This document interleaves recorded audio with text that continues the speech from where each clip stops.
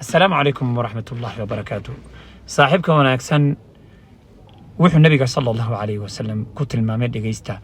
موضوعنا ضمن إن شاء الله وحنا إذن كله وذاقي دونا صاحبك وناكسن يا بارك الله فيكم أستامه لغو قرطو لكن موقال كان يوحى كو أغانيسان صاحبك وناكسن محال لغو تساليه النبي صلى الله عليه وسلم موقال كرتا انتا شيغين وحن كا عدسانيا سي شرف له ان الموقال كباهيسو uqud bisa asxaabta way fadali ala alkhayr ka faa'ili way xadiiskan hagaara asxaabtada say u raadsadaan saaxiib wanaagsan nabiga sallallahu alayhi wasallam wuxuu yiri qof kastaba dhaqanka saaxiibkii ayuu yeeshaa marka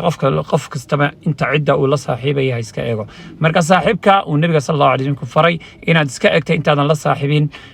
waxa uu yahay dhageysan insha Allah saaxiibka wanaagsan labadooda insha Allah waa isbarbardhigayna laakiin maanta muuqaalkeena waxaan kaga hadlaynaa صاحبك وناكسن تساليه النبي صلى الله عليه وسلم وحكو شيغي حامل المسك قف عذر مركا كعنتك وهي سيده قف عذر سته كورن اديغا مركا قف عذر سته waxa badan bad ka faa'iideysaa waxyaabo ka faa'iideysto waxa kamid ah imma an yuhdiya waxa laga yaabaa inuu markaasi adiga ku hadiyeeyo cadarkii ama barfuunkii inuu adiga ku siiyaa laga yaabaa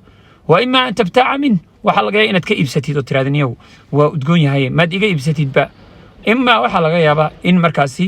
aad agtiisa intaad la joogtid oo adiga ku udgiyo area environment-ga adiga kuga hareeraysan oo markaa qurxiyo marka saaxiibka wanaagsan adigana waa ku qurxinaya environment-ga dadka kuga hareeraysan oo qurxinaya marka balanteena waxa weeye inaan saaxiib wanaagsan barakallahu fiikum raadsano astaamaha aad ku garanayso iyo sida aad markaasi ku dooraneysana ana kula wadaagi doona muuqaalkeena dambe share garee la wadaag walaalada saaxiibka wanaagsan waa qof markaa barfuun sita ama meel barfuun markaa lagu iibinayo iska dhaweey waxa laga yaabaa inaad u gasho wax ku siiyo waxa laga yaabaa inaad ka iibsato waxa laga yaabaa in